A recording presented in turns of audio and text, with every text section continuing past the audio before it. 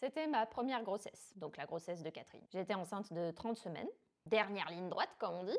Je vais à mon rendez-vous de suivi mensuel comme toutes les femmes enceintes. Et jusqu'ici tout allait bien, sauf que ce jour-là, je vois ma gynécologue froncer les sourcils. Tu le sais, hein, généralement c'est jamais bon signe. Elle m'explique en fait que le flux sanguin entre moi et le bébé est pas bon. En gros, hein, pour faire simple, sans rentrer dans les détails technico-techniques. Rien de dramatique, mais elle veut me revoir dans une semaine. Une semaine plus tard, je reviens et les chiffres sont pas bons du tout. Au contraire, ça a empiré. Donc je dois surveiller ma tension, prendre des médicaments, et là, c'est le début d'une période ultra stressante. Mais heureusement, j'ai mon tricot. Et tricoter, vraiment, pendant cette période, ça a été ma bouée de sauvetage. Entre les rendez-vous à l'hôpital, les monitorings, tu sais, là, les 2 gros palets qu'on te colle sur le ventre pour écouter le bébé, je tricotais non-stop. Je m'arrêtais pas, en fait. Les infirmières souriaient en me voyant arriver avec mon sac à tricot. Mais pour moi, c'était clairement bien plus qu'un passe-temps, hein. C'était un moyen de calmer mes angoisses, de vraiment me recentrer. Parce que j'avais l'impression de plus rien contrôler autour de moi, en fait. 36 semaines, on me dit d'apporter ma valise de maternité à chaque rendez-vous. En sachant que c'était des rendez-vous quotidiens, hein, juste au cas où.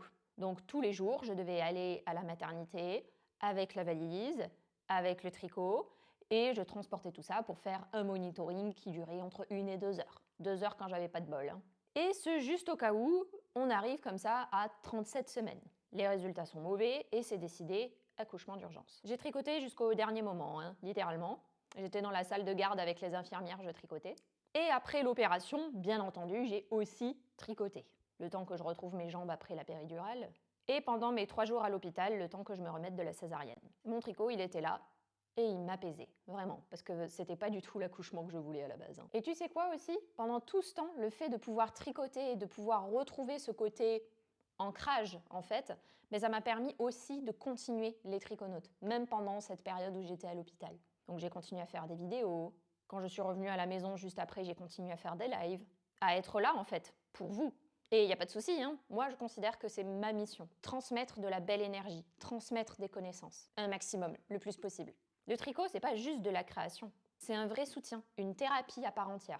Et Dieu sait combien de fois le tricot a été une thérapie pour moi dans la vie. Alors si toi aussi le tricot il t'a aidé dans des moments difficiles, dis-le moi en commentaire.